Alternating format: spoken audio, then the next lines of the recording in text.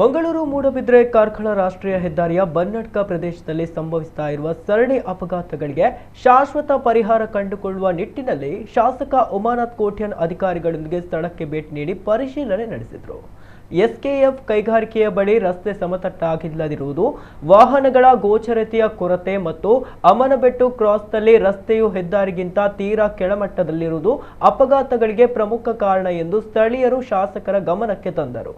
ಇದಕ್ಕೆ ಸಕಾರಾತ್ಮಕವಾಗಿ ಸ್ಪಂದಿಸಿದ ಶಾಸಕರು ಎಸ್ಕೆಎಫ್ ಮತ್ತು ಬನ್ನಟ್ಕ ಗರಡಿ ಮುಂಭಾಗದ ಹೆದ್ದಾರಿ ಪ್ರವೇಶವನ್ನ ತಾತ್ಕಾಲಿಕವಾಗಿ ಬಂದ್ ಮಾಡಬೇಕು ಹಾಗೂ ಕೂಡಲೇ 600 ಮೀಟರ್ ಉದ್ದದ ಸರ್ವಿಸ್ ರಸ್ತೆ ಕಾಮಗಾರಿ ಪ್ರಾರಂಭಿಸಬೇಕು ಎಂದು ರಾಷ್ಟ್ರೀಯ ಹೆದ್ದಾರಿ ಇಲಾಖೆಯ ಇಂಜಿನಿಯರ್ಗಳು ಮತ್ತು ಡಿಬಿಎಲ್ ಕಂಪನಿಯ ಅಧಿಕಾರಿಗಳಿಗೆ ನಿರ್ದೇಶನ ನೀಡಿ ಕೂಡಲೇ ಕ್ರಮ ಕೈಗೊಳ್ಳುವ ಭರವಸೆ ನೀಡಿದರು.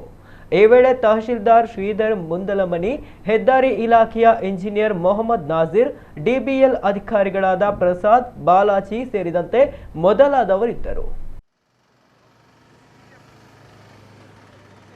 ಆಕ್ಸಿಡೆಂಟ್ ಆಗುವುದನ್ನು ತಪ್ಪಿಸುವುದು ಹೇಗೆ? ಪ್ರಪ್ರಥಮ ಅದಕ್ಕೆ ಆದ್ಯತೆ ಯಾವುದು ಅಂತ ಹೇಳಿದ್ರೆ ಸರ್ವಿಸ್ ರೋಡ್. ಎರಡೂ ಬದಿಗಳಲ್ಲಿ ಸರ್ವಿಸ್ ರೋಡ್ಗಳನ್ನು ಮಾಡಬೇಕು. ಒಂದು 600 ಮೀಟರ್ ಸರ್ವಿಸ್ ರೋಡ್ಗಳನ್ನು ಮಾಡಿದಾಗ ಜನ ಮೇನ್ ರೋಡಿಗೆ, ಮೇನ್ ಹೈವೇಗೆ ಬರ್ತಾ ಇಲ್ಲ, ಕ್ರಾಸ್ ಮಾಡೋದಿಲ್ಲ. ಆದ್ದರಿಂದ ಸರ್ವಿಸ್ಗಳನ್ನು ಮಾಡಬೇಕು.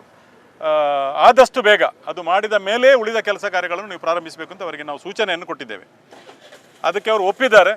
ಈಗಾಗಲೇ ಅದಕ್ಕೆ ಅಪ್ರೂವಲ್ ಸಿಕ್ಕಲಿಲ್ಲ ಅಂತ ಹೇಳಿದ್ರೆ ಅಪ್ರೂವಲ್ ಮತ್ತೆ ನೀವು ತೆಕ್ಕೊಳ್ಳಿ. ಈಗ ಪ್ರಾರಂಭಿಕವಾಗಿ ಈ ಸರ್ವಿಸ್ ರೋಡ್ಗಳನ್ನು ಎರಡು ಮಾಡುವಂಥದ್ದಕ್ಕೆ ನೀವು ಮೊದಲ ಆದ್ಯತೆಯನ್ನು ಕೊಡಬೇಕು ಅಂತ ನಾವು ಕೇಳಿದ್ದೇವೆ. ಅದಕ್ಕೆ ಅವರು ಈಗಾಗಲೇ ಮೇಲಾಧಿಕಾರಿಗಳ ಜೊತೆ ಚರ್ಚಿಸಿ ಕೂಡಲೇ ಅದಕ್ಕೆ ಏನು ಅಂತ ನಾವು ಖಂಡಿತವಾಗಿ ಸ್ಪಂದನ ಕೊಡ್ತೇವೆ ಅಂತ ಹೇಳಿದ್ದಾರೆ. ಯಾಕೆಂತೇಳಿದರೆ ಆ ಮನೆಯಲ್ಲಿ ಯಾರು ಮರಣ ಹೊಂದಿದ್ದಾರೆ ಆ ಮನೆಯವರಿಗೆ ಗೊತ್ತು ಅವರ ಸಂಕಟ, ಅವರ ಕಷ್ಟ. ಬೆಳಿಗ್ಗೆ ಎದ್ದು ದುಡಿಲಿಕ್ಕೆ ಹೋಗುವಾಗ ವಾಪಸ್ ಅವರು ಮನೆಗೆ ಬರದಾಗ ಮನೆಯವರ ಕಷ್ಟ ನಮಗೆ ಅರ್ಥ ಆಗ್ತದೆ, ಬಾಕಿಯವರಿಗೆ ಅರ್ಥ ಆಗಲ್ಲ. ಆ ದೃಷ್ಟಿಯಲ್ಲಿ ಇದು ಯಾವುದೇ ಒಂದು ರಾಜ್ಯಕ್ಕೆ ಮಾಡುವಂಥ ಪ್ರಶ್ನೆ ಅಲ್ಲ. ಇಲ್ಲಿ ಜೀವನದ ಮತ್ತು ಮರಣದ ಬದುಕುವಂಥ ಒಂದು ಪ್ರಶ್ನೆ. ಆದ್ದರಿಂದ ಅವರಿಗೆ ಮನವರಿಕೆ ಮಾಡುವ ರೀತಿಯಲ್ಲಿ ನಾವು ಹೇಳಿದ್ದೇವೆ.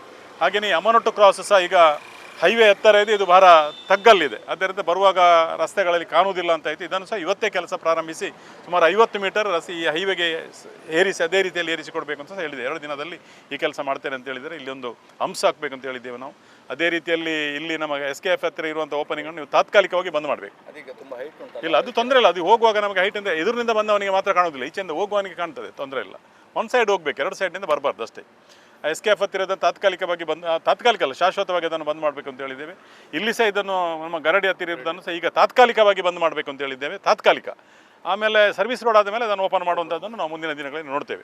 ಎರಡೂ ಬದಿಯಲ್ಲಿ ಸರಿಸುಮಾರು 1,000ಕ್ಕೂ ಹೆಚ್ಚು ಜನ ವಾಸಿಸ್ತಾ ಇದ್ದಾರೆ. ಆ ಕಡೆಯಿಂದ ಈ ಕಡೆ ಬರಲಿಕ್ಕೆ 2-2.5 ಕಿಲೋಮೀಟರ್ ದೂರ ಹೋಗಬೇಕು ನಮಗೆ, ಸರ್ವಿಸ್ ರಸ್ತೆ ಇಲ್ಲದ ಕಾರಣ. ಹಾಗಾಗಿ ಈ ಎಲ್ಲ ಘಟನೆಗಳನ್ನು, ನಮ್ಮ ಊರಿನ ಜನರ ಪ್ರಾಣ ಹೋಗ್ತಿರೋದನ್ನು ನಮ್ಮ ಕಣ್ಣಾರೆ ನೋಡ್ತಾ ಇದ್ದೇವೆ.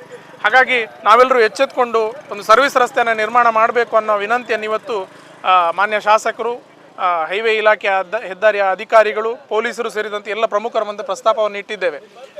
ಈಗಾಗಲೇ 2023ರಲ್ಲಿ ಕೊಟ್ಟಿದ್ದೇವೆ, ಅದು ಇನ್ನೂ ಅಪ್ರೂವ್ ಆಗಿಲ್ಲ ಅಂತ ಹೇಳ್ತಾ ಇದ್ದಾರೆ.